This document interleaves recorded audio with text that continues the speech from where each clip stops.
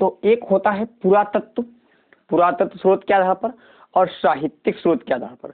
तो सबसे पहले हम लोग जो चर्चा करेंगे पुरातत्व स्रोत के आधार पर। देखिए, पुरातत्व स्रोत के आधार पर इतिहास का वर्गीकरण, पुरातत्व स्रोत के आधार पर हम लोग इतिहास का वर्गीकरण करने चल रहे हैं। तो इसे समझेंगे, बहुत इंपॉर्टेंट रहेगा, और एक एक चीज को नोट करते रहिएगा भैया।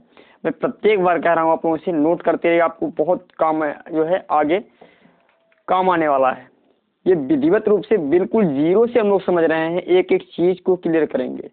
चलिए, तो पुरातत्व स्रोत के आधार पर क्या किया गया है, इतिहास को हमारे 3 भागों में बांटा गया है।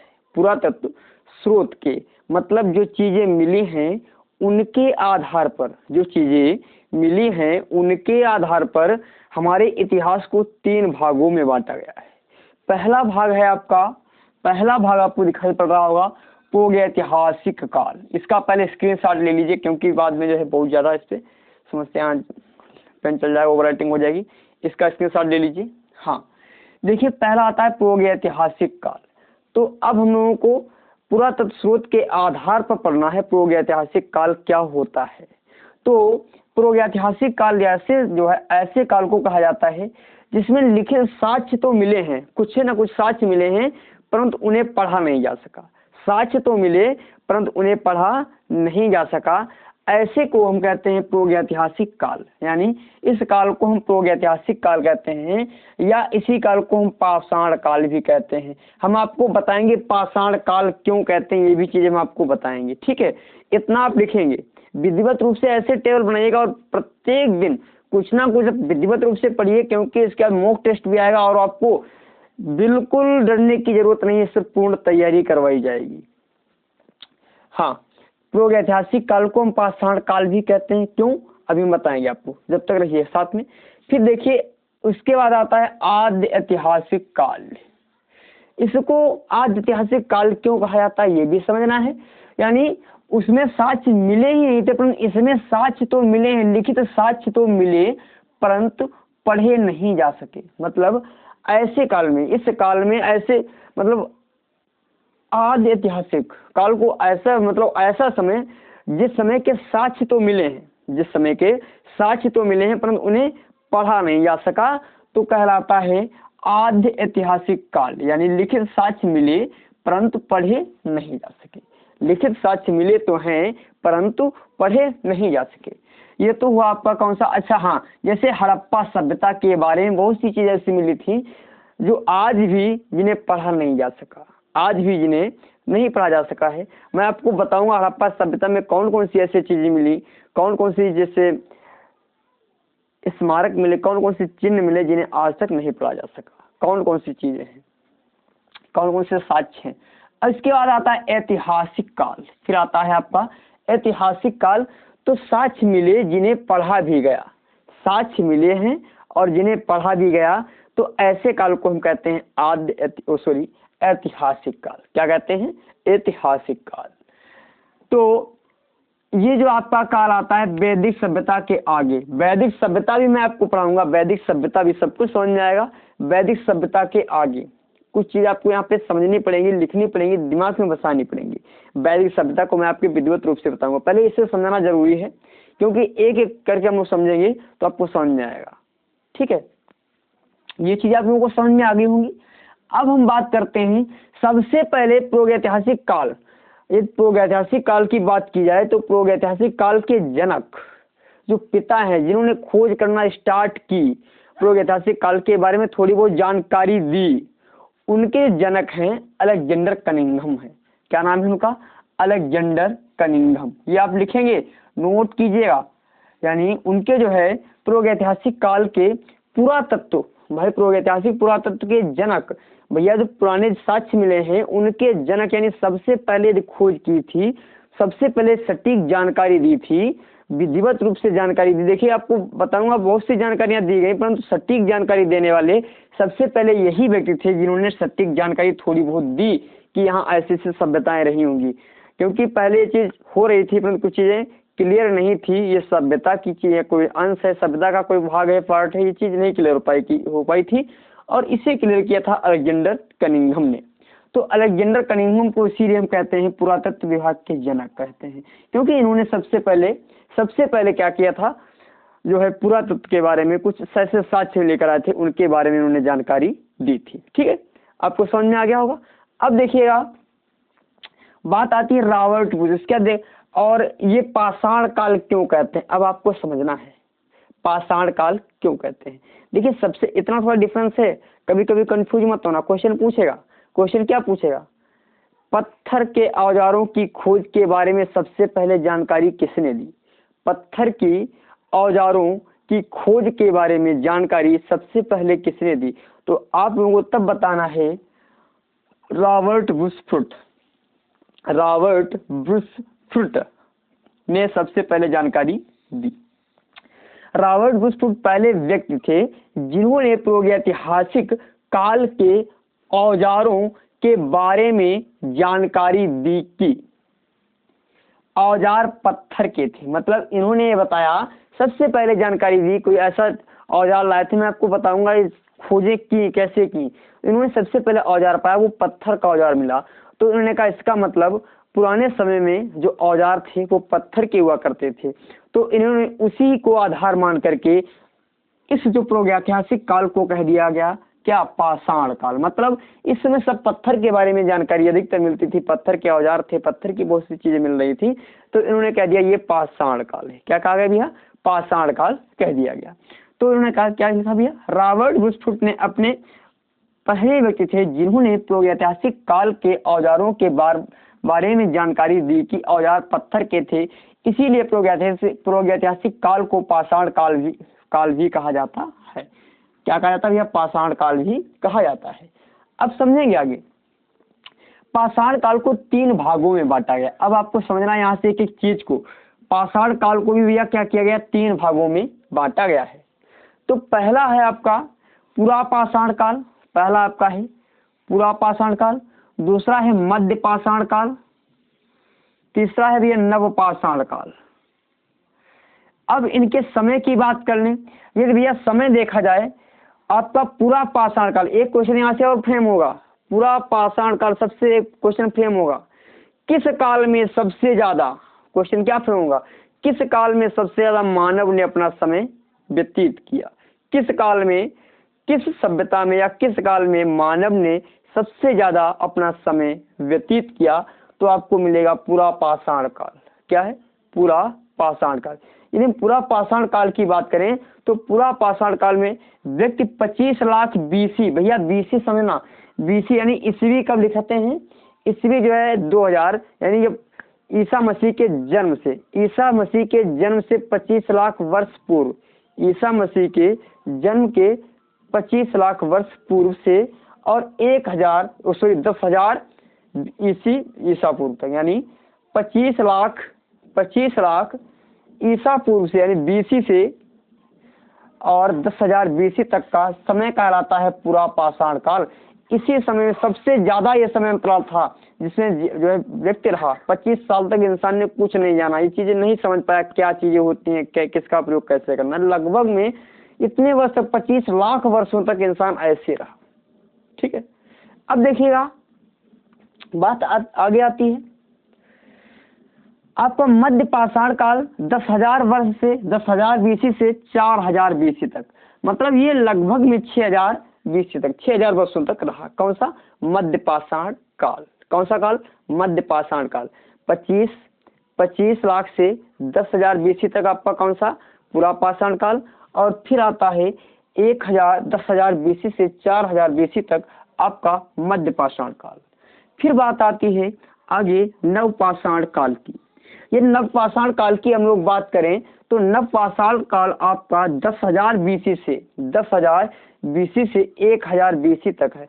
अब देखिए यहाँ पर 10,000, यहाँ पर भी, यहाँ पर भी आपका 10,000 है, तो ध्यान ये रखना है भैया, नव पाषाण का, मध्य पाषाण काल और नव पाषाण काल संक्रमण काल था, मतलब लगभग में वही खोजें एक समान हो रही थी, तो मतलब कोई डिफरेंस नहीं था। तो यहाँ पर लिख लेना मध्य पाषाण काल और नव पाषाण काल दोनों ही संक्रमण काल थे, दोनों ही संक्रमण काल थे, मतलब एक दूसरे से मिलते जुलते हुए थे। ठीक है, अब देखिएगा बात आती है पूरा पाषाण काल के बारे में बात कर लेते हैं। एक एक पॉइंट को हम लोग समझेंगे। पूरा पाषाण काल में बहुत जो है लगभग 25 लाख वर्षों तक व्यक्ति क्या करता रहा, सिर्फ उसका एक ही उद्देश्य था, शिकार करना, जानवरों को पकड़ करके खाना खाना। बस जानवरों को पकड़ लिया, खाना खाया, कहीं भी जानवर मिल जाए, पक्षी मिल जाए, उनको पकड़ करके खाना खा लेना, बस इतना था। यानी इंसान कुछ नहीं जानता था, कोई भी निवेश नहीं, कोई भी स्टोर करना नहीं आता, सिर्फ उसे जानवरों को मारना और खाना, बस इतना। जंगली जानवर की तरह रहता था, ये स्थिति थी पहले। और उसके उसमें न पशुपालन भी नहीं करता था और कोई शिकार भी नहीं करता था, क्योंकि उसका पूरा उद्देश्य क्या था, पूरा उद्देश्य भैया उसका ये था कि भैया वो जानवरों को मारता था और उससे भोजन प्राप्त करता था। ये हुआ किसके भैया, ये पूरा पाषाण काल में हुआ। और पूरा पाषाण काल के आगे भैया फिर नव पाषाण काल में क्या हुआ, नव पाषाण काल में भैया क्रियाकलाप तो वही रहा, क्रियाकलाप तो भैया वही था कि वो जानवरों को मारता था और भोजन को ग्रहण करता था। अकेले जानवरों को मारने में बड़ा दिक्कत होती थी, बहुत बड़े बड़े जानवर, तो उसने क्या किया, एक जानवरों को पालना स्टार्ट किया। पहला जानवर उसने पाला वो आपका था कुत्ता, यानी कुत्ते को शिकार में प्रयोग लेने लगा, कुत्ते को पालता था और जो जानवर थे, जानवरों को शिकार करने में कुत्ते से काम लेने लगा। तो सबसे पहला उसका पालतू जानवर रहा आपका कुत्ता रहा, ठीक है। अब देखिएगा, जब नवपाषाण काल में इंसान ने प्रवेश किया, जैसे जैसे जो बढ़ता गया समय, तो पशुपालन की व्यवस्था हो गई भैया। पशुपालन की व्यवस्था पहले क्या था भैया, मतलब जा रहा है जंगल में, कोई व्यक्ति मिल गया, खा लिया, आगे बढ़ता रहता, मतलब कोई भी उसका स्थायित्व नहीं था, चाहे जहाँ घूमे चाहे जहाँ जैसे रहे। परंतु जब नवपाषाण काल आया, तो नवपाषाण काल में उस व्यक्ति ने क्या किया, उस व्यक्ति ने भैया पशुपालन भी करना स्टार्ट कर दिया धीरे धीरे। और भैया स्थायी निवास, यानी एक स्थायी निवास गुफा वगैरह में रहना स्टार्ट कर दिया। पहले जंगलियों की तरह घूमता था, वो कार्य से बंद कर दिया। अब जो है यानी दिन भर काम करने के पश्चात, दिन भर शिकारिका से निवृत्त होने के पश्चात शाम को अपने गुफा यानी अपने घर में पहुंचता था। चलिए अब देखिए अगले पॉइंट में हम बात करते हैं। इसने सबसे पहले हथियारों की बात किया है, तो क्वार्ट्जाइट एक धातु होती है, पत्थर होता है, और सल्क ब्लेड, इनके जो हथियार प्रयोग करता था, इनको प्रयोग में लाता था ये बीसी पूरा पाषाण काल में। और उसके बाद धीरे धीरे आगे जब बढ़ा तो माइक्रोस्कोपिक छोटे जो पत्थर होते हैं उनसे बने हुए हथियारों को प्रयोग में लाने लगा। भैया हमने बताया सबसे पहले इसने क्या किया, क्वार्ट्जाइट यानी एक प्रकार का पत्थर ही होता है भैया, तो उसके सल्क ब्लेड यानी इस प्रकार के जो बने हुए हथियारों को प्रयोग में लेता था। और जब नव पाषाण काल आया, धीरे धीरे मध्य पाषाण काल में पहुंचा, तो पत्थरों के आकार में परिवर्तन करके पत्थरों के उसने हथियार बनाना स्टार्ट किए, पत्थरों के हथियार बनाना स्टार्ट किए, यानी छोटे छोटे पत्थरों के शस्त्र बनाना स्टार्ट किए। और फिर आगे चल करके उसने क्या किया, स्लेट से हथियार बनाना स्टार्ट कर दिए, स्लेट से हथियार बनाना स्टार्ट किए। वो भी एक प्रकार का पत्थर ही होता है, पत्थर से उसने क्या किया, एक बढ़िया साइज बनाना स्टार्ट दे दिया। जैसे हम लोग आजकल यूज करते हैं, छतों में जो पड़ी होती नहीं, वो मतलब पत्थर ही डाल देते हैं, से बिछाते हैं, तो उसी प्रकार का एक पत्थर होता है, उससे हथियार बनाने का कार्य उसने स्टार्ट किया। ठीक है, अब बात आती है भैया, अच्छा इसमें डाल लेना भैया लक्ष्य, मतलब चलो ऐसे लिख सकते हो, कोई दिक्कत वाली बात नहीं। यदि देखा जाए स्थल, महत्वपूर्ण स्थल की बात की जाए, ये महत्वपूर्ण स्थलों की हम बात करें तो भैया अतिरमपक्कम, अतिरमपक्कम जो आपका तमिलनाडु में है, TN लिखा है तमिलनाडु में, और आपका ये हथनौरा जो मध्य प्रदेश में है, जो कहाँ है, मध्य प्रदेश में है। यहाँ से पूरा पाषाण काल से संबंधित, मतलब बहुत पुराने पूरा पाषाण काल से संबंधित भैया मानव की खोपड़ियां मिली। अच्छा आपको ये चीज समझ में आ रही है पूरा पाषाण काल ये कैसे कैसे लाया गया भैया, आज की जो पद्धति है C14 पद्धति के द्वारा ये चीज गैस लगाई गई, तो उसमें लगता था लगभग बहुत उम्र, मतलब ये बहुत पुराने हैं। जो मानव खोपड़ी मिली थी कहाँ से, अतिरमपक्कम यहाँ तमिलनाडु है, और हथनौरा से MP से, दोनों जैसे मानव की खोपड़ियां मिली। फिर देखिएगा भीमबेटका नर्मदा घाटी, यानी भीमबेटका MP में है, नर्मदा घाटी, इन सभी जगहों से क्या मिला भैया, बहुत से साक्ष्य मिले जो तीनों कालों से संबंधित थे। और आपको मेन रूप से ध्यान रखना है, ये मिर्जापुर जो आपका यूपी में पड़ता है, ये जो मिर्जापुर है आपका यूपी में पड़ता है, वो भी तीनों काल से संबंधित है। वहां भी बहुत सी ऐसी चीजें मिली जो तीनों काल से संबंधित हैं। अब हम बात करते हैं भैया चौपानी मांडो यूपी, जो चौपानी मांडू एक स्थान का नाम है जो यूपी में पड़ता है, और वहीं से मिट्टी के बर्तनों के साक्ष्य मिले। वहां से क्या मिला भैया? मिट्टी के बर्तनों के साक्ष्य मिले। और भैया पशुपालन के भी साक्ष्य कहाँ से मिले? पशुपालन के साक्ष्य देखा जाए तो राजस्थान और मध्य प्रदेश से, राजस्थान और मध्य प्रदेश से पशुपालन के साक्ष्य मिले, ये देखा जाए। और आगे देखिए थोड़ा समझते हैं भैया, जब नव पाषाण काल में प्रवेश किया इस समय, तो भैया देखने को क्या मिलता है? गर्तवास मालिक के संग कुत्ता, यानी एक ऐसा हमें जो कब्र मिली देखने को जिसके जो एक इंसान लेटा था और उसी के साथ में एक कुत्ता भी था। तो गर्तवास मालिक के साथ मिला कुत्ता, जो कि कहाँ मिला भैया? कश्मीर में मिला, जो कि मिला कश्मीर में। और भैया फिर आपको कहीं गुफा का राख और चिराल में हड्डी के हथियार मिले, मतलब हड्डियों के द्वारा बनाए गए हथियार मिले। फिर आगे देखिएगा, खोज की बात करें तो भैया खोज की यदि हम बात करें तो आपको खोज के लिए समझना पड़ेगा। तो देखिए तो मिनट कीजिएगा, चलो दिखाई पड़ेगा, स्क्रीनशॉट ले लेना भैया, ऊपर थोड़ा बैक करके ले लेना वीडियो।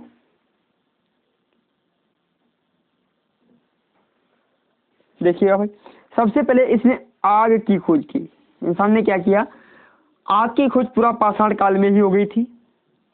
आग का व्यवहारिक प्रयोग नहीं जानता था, आग का प्रयोग नहीं जानता था भैया। जब मध्य पाषाण काल आया तो आग का व्यवहारिक प्रयोग जानने लगा कि आग से भोजन पकाया जाना चाहिए, आग से भोजन को पकाकर खाएंगे तो जो है स्वादिष्ट लगेगा, ये चीज़ जो है जानने लगा इंसान। फिर भैया जब आगे बढ़ा नव पाषाण काल में, तो नव पाषाण काल में आग का तो प्रयोग सीख ही चुका था, और आग के प्रयोग से उसने पहिए की खोज की, हथियार बनाया, और सबसे पहला हथियार उसने बनाया था कुल्हाड़ी। सबसे पहला हथियार क्या बनाया था? कुल्हाड़ी बनाया था।